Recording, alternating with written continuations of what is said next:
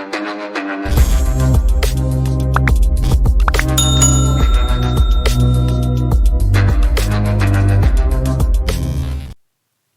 Everyone, आप सभी का मेरे इस चैनल में स्वागत है। दोस्तों, ये जो चैनल है ये मैंने बनाया है ताकि आप सभी के जो भी केमिस्ट्री रिलेटेड प्रॉब्लम्स हैं उसे मैं दूर कर सकूं। तो बहुत सारे जो स्टूडेंट्स हैं वो केमिस्ट्री से बहुत ही ज़्यादा डरते हैं और केमिस्ट्री से उन्हें ज़्यादा लगाव हो नहीं पाता क्योंकि उन्हें केमिस्ट्री के बेसिक फंडे या बेसिक फंडामेंटल्स जो है वो नहीं पता होते हैं। तो आज का जो वीडियो है वो मैं फंडामेंटल्स ऑफ ऑर्गेनिक केमिस्ट्री यानी कि जो ऑर्गेनिक केमिस्ट्री की जो फंडामेंटल्स हैं, जो बेसिक चीज़ें हैं, उन पर बनाने जा रहा हूँ। तो चलिए देखते हैं और सीखते हैं कि ऑर्गेनिक केमिस्ट्री के फंडामेंटल्स है क्या। तो जो हमारा ऑर्गेनिक केमिस्ट्री है उसमें कार्बन का एक बहुत ही बड़ा रोल होता है, वो एक मेजर रोल प्ले करता है। तो पूरा का पूरा जो ऑर्गेनिक केमिस्ट्री है वो कम्प्लीटली हमारा कार्बन पर ही बेस्ड होता है। जितने भी ऑर्गेनिक कंपाउंड्स हैं या जो भी हम लोग कंपाउंड्स पढ़ते हैं वो सारे हम लोग देखते हैं कि वो कार्बन से ही बने होते हैं ऑर्गेनिक केमिस्ट्री के अंदर। तो कार्बन का एक बेसिक जानकारी होना हमें बहुत ज़्यादा ज़रूरी है। तो कार्बन का जो सिंबल होता है वो हम लोग सी से डिनोट करते हैं और इसकी जो एटॉमिक नंबर है वो है 6 और मास नंबर है हमारा 12। तो एटॉमिक नंबर से क्या होता है कि 6 होने के कारण हमारे पास जो इलेक्ट्रॉनिक कॉन्फ़िगरेशन है वो हमारा निकल के आता है 1s2 2s2 2p2। तो हम क्या देखते हैं कि यहाँ पर हमारे पास 2p2 हो रहा है। तो 2p2 होने के कारण इसके पास में p में दो मतलब p के जो ऑर्बिटल है उसमें दो इलेक्ट्रॉन्स हैं। तो कार्बन के पास अगर होल टोटल देखा जाए तो इसके जो ऑर्बिट है बाहर की ऑर्बिट 2 में, तो उसमें हमारे पास क्या है, हमारे पास टोटल 4 इलेक्ट्रॉन्स हैं। तो जब भी हम केमिस्ट्री बचपन से पढ़ते आ रहे हैं तो अगर थोड़ी सी भी बेसिक जानकारी होगी केमिस्ट्री की तो हमें पता है कि कोई भी जो एटम होता है वो चाहता है कि उसके आउटर मोस्ट में इलेक्ट्रॉन्स जो है वो भरे हुए रहें, यानी कि उसकी जितनी भी ऑर्बिटल्स हैं उसमें सारे पेयर्ड इलेक्ट्रॉन्स रहें और जितनी उसकी कैपेसिटी है उसमें सारे इलेक्ट्रॉन्स आ जाएं, यानी कि वो नियरेस्ट नोबल गैस कॉन्फ़िगरेशन को अटेन करने की कोशिश करती है। तो हमारे पास जो यहाँ पर कार्बन है उसके पास में यहाँ पर आप देख सकते हैं कि पी में 4 और इलेक्ट्रॉन की कमी है। तो कोई भी कंपाउंड जो है वो स्टेबल होने के लिए या तो अपने जो आउटर मोस्ट ऑर्बिट के इलेक्ट्रॉन है उसे कम्प्लीटली लूज करके वो अपने नियरेस्ट नोबल गैस कॉन्फ़िगरेशन को ले लेता है, और नहीं तो वो इलेक्ट्रॉन को गेन कर लेता है और नोबल गैस कॉन्फ़िगरेशन लेकर स्टेबल हो जाता है। तो कार्बन के पास में हमारे पास यहाँ क्या देखते हैं कि 4 हमारे पास खाली है, यानी ऑर्बिट जो हमारा 2 है उसके अंदर टोटल मिलाकर 4 इलेक्ट्रॉन्स हैं। तो 4 इलेक्ट्रॉन्स को अगर वो लूज करता है तो हीलियम के जैसा वो एक अपना ले लेगा शेप, मतलब सॉरी कॉन्फ़िगरेशन ले लेगा। लेकिन वहीं अगर वो 4 गेन कर लेता है तो फिर वो नियॉन के जैसा हो जाएगा।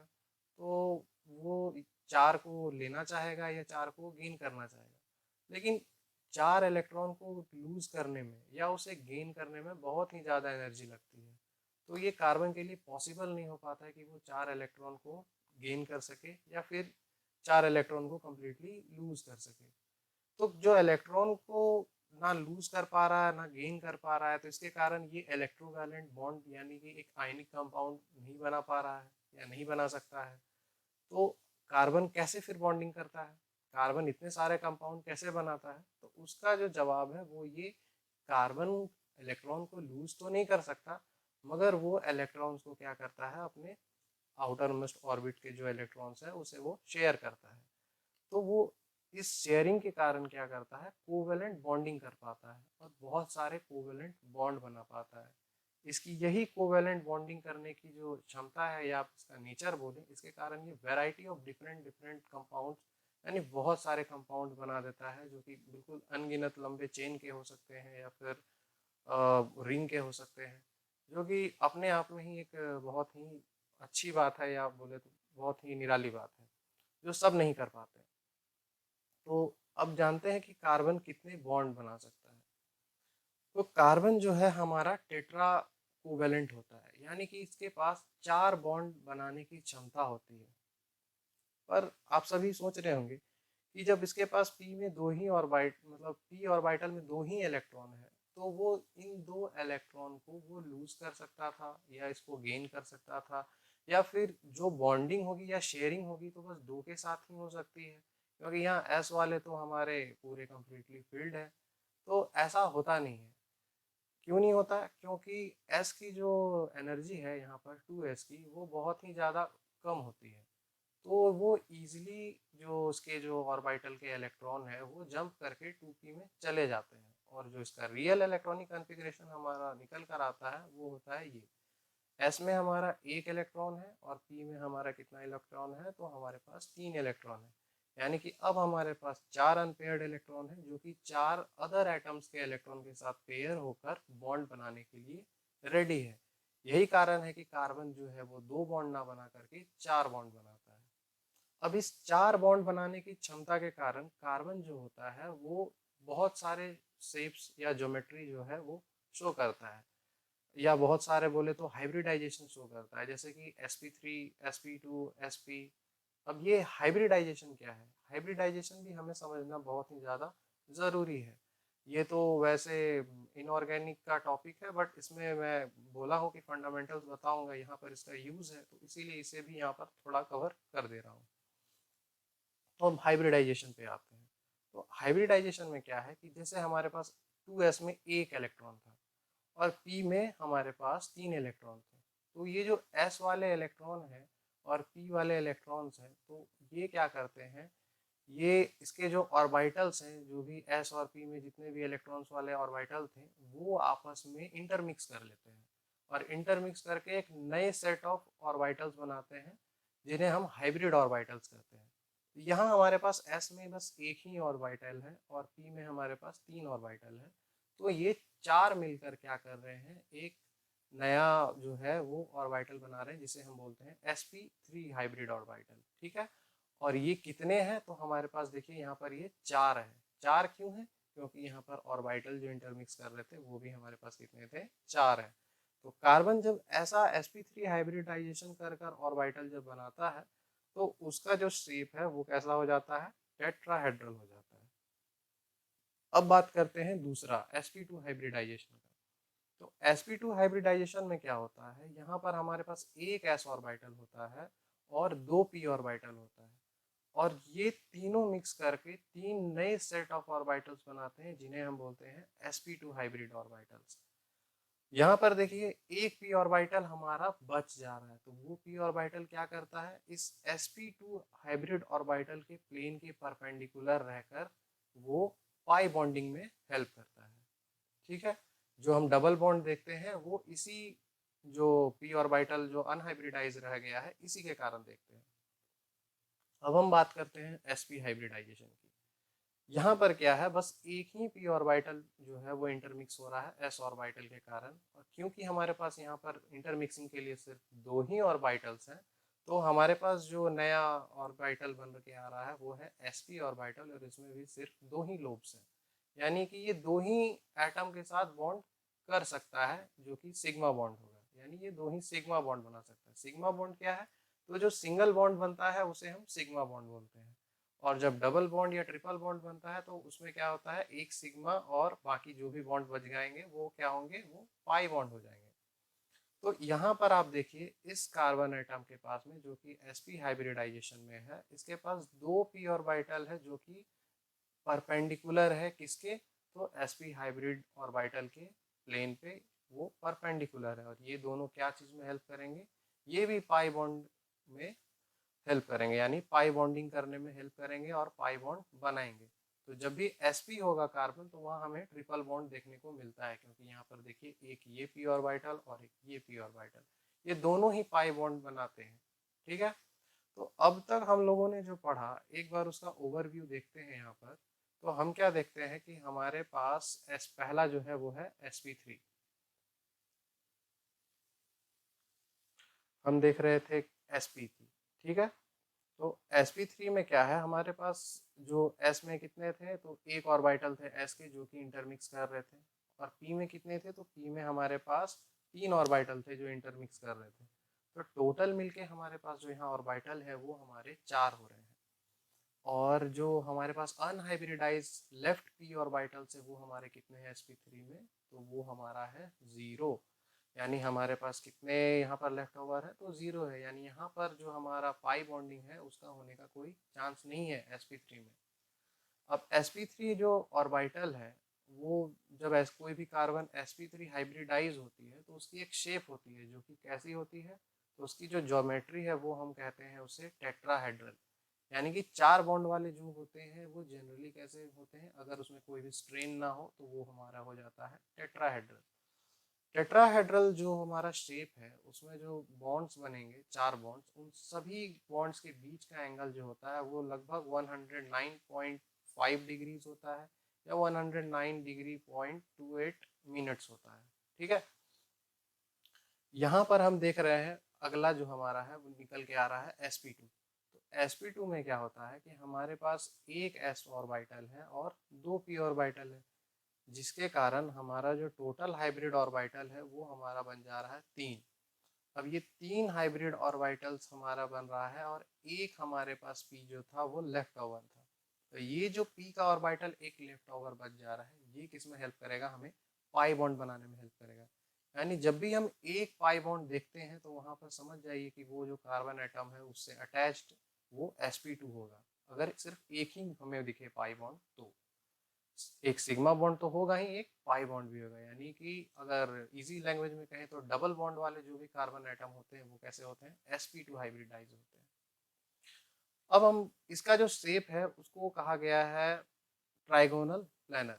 ठीक है, यानी कि इसके 3 कोण होंगे और जो तीनों बॉन्ड हैं, तीनों बॉन्ड बनाने के कारण इसके 3 कोण होंगे और तीनों बॉन्ड के बीच का जो एंगल है वो होगा हमारा 120 डिग्री। लास्ट जो हम देखते हैं वो हमारा था sp, और sp में क्या था, एक s था और एक p था। कुल मिला के हमारे पास ऑर्बिटल्स जो थे वो हमारे 2 बने थे। लेफ्ट ओवर जो हमारे पास थे वहाँ पर 2 थे।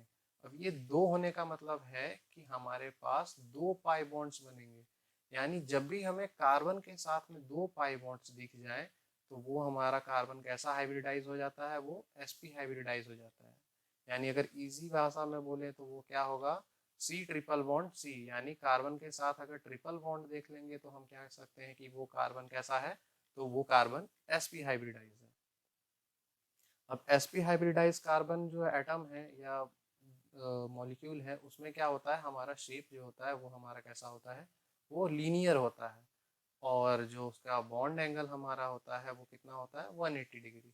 वैसे बचपन से ही मैथ्स में तो आप लोगों ने पढ़ा ही होगा कि अगर एक स्ट्रेट लाइन है और इन ए और बी 2 पॉइंट है तो उनके बीच में अगर एंगल आप ढूंढने जाओ बीच से तो वो कैसा होता है, 180 डिग्री। इसीलिए यहाँ पर भी क्या है, 180 डिग्री।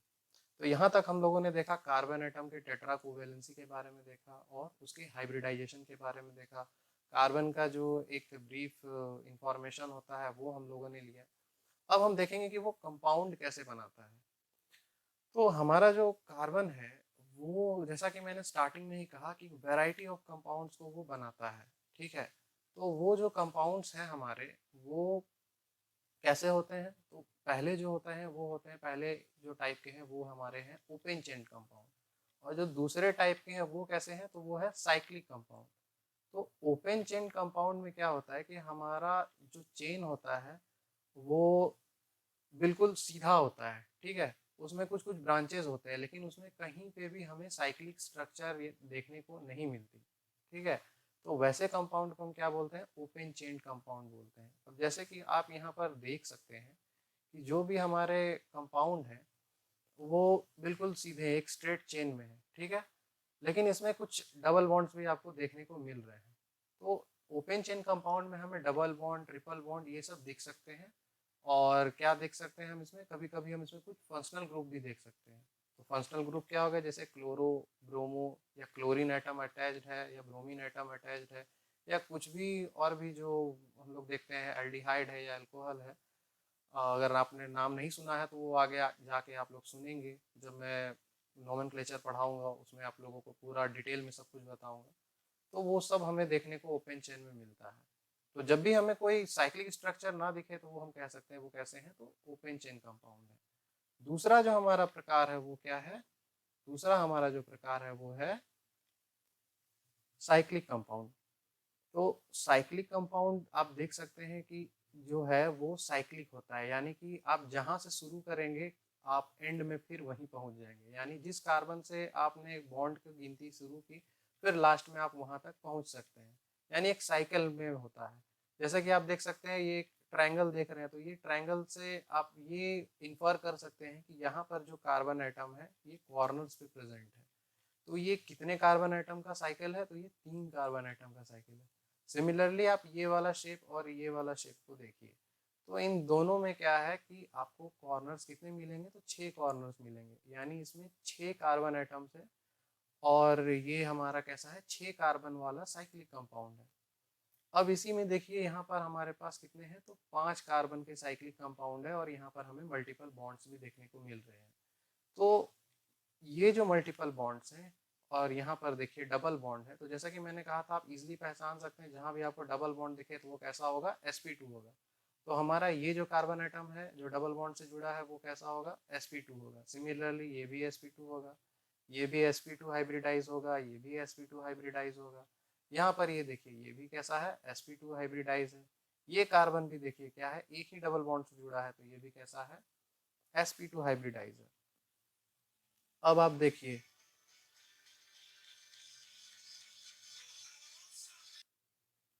तो यहाँ पर हम देख सकते थे कि ये भी sp2 हाइब्रिडाइज है, ठीक है। तो अब इसी तरह से ये 6 कार्बन एटम्स को अगर हम लोग देखें तो ये भी कैसा है हमारा, तो ये हमारा 6 कार्बन का साइकिल है, लेकिन सब में क्या है हमें एक डबल बॉन्ड देखने को मिलता है और सारा जो भी कार्बन एटम है वो कैसा है, तो sp2 हाइब्रिडाइज है, ठीक है।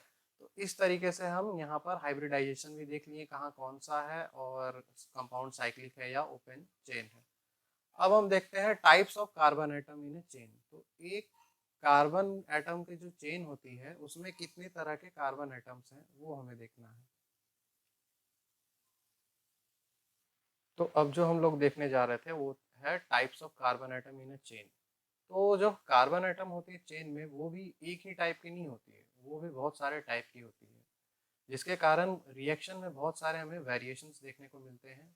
का जो भी ऑर्गेनिक कंपाउंड होते हैं उसके रिएक्शन में हमें बहुत सारे साइड रिएक्शंस और बहुत कुछ अलग अलग इफेक्ट्स देखने को मिलते हैं। तो वो क्यों होते हैं, वो उसके कार्बन एटम्स के डिफरेंसेस के कारण होते हैं। जैसे कि ये एक मॉलिक्यूल देखिए, ये क्या है, इसमें एक ही कार्बन एटम है बट ये किसी और फर्दर कार्बन एटम के साथ इसके अटैचमेंट नहीं है। और ये क्या है, हमारा मीथेन है जो कि एक सिंपल मॉलिक्यूल है, ठीक है। ये एक यूनिक मॉलिक्यूल है, इसकी हम डिग्री कुछ भी नहीं कह सकते हैं, आप एक कह सकते हो ये एक 0 डिग्री है। लेकिन जैसे ही आप नेक्स्ट एग्जांपल देखो तो इसमें ये जो कार्बन एटम हमें रेड कलर से देखने को मिल रहा है, इसमें क्या है कि एक कार्बन एटम इसके साथ अटैच्ड है एक बॉन्ड से और बाकी 3 जो बॉन्ड है वो हाइड्रोजन के साथ में है। तो इसीलिए ये क्या है, इसकी डिग्री जो है वो 1 है और हम इसे क्या कहते हैं, प्राइमरी कार्बन एटम कहते हैं। सिमिलरली इस वाले आप कार्बन एटम को देखो यहाँ पर इस कंपाउंड में, तो यहाँ पर हमें देखने को मिल रहा है कि ये रेड जो कार्बन है वो 2 और कार्बन एटम के साथ अटैच्ड है, जिसके कारण क्या है कि ये एक सेकेंडरी कार्बन एटम है और इसे हम 2 डिग्री कार्बन एटम भी कह सकते हैं। तीसरा जो एग्जांपल है यहाँ पर उसी तरह से आप देख सकते हो कि 3 कार्बन एटम्स एक रेड कार्बन एटम के साथ में अटैच्ड है और जो एक और बॉन्ड है वो सिर्फ और सिर्फ एक हाइड्रोजन के साथ में अटैच है। तो यहाँ जो हमारा डिग्री निकल कर आता है वो 3 निकल के आता है और इस कार्बन एटम को हम क्या बोलते हैं, tertiary carbon atom.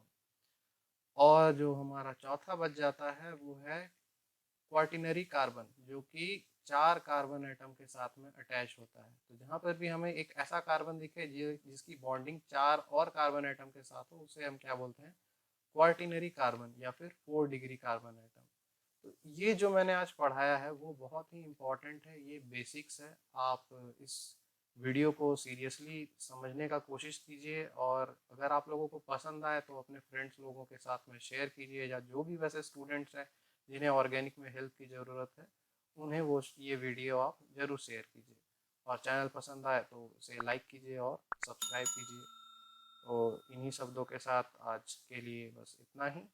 Thank you.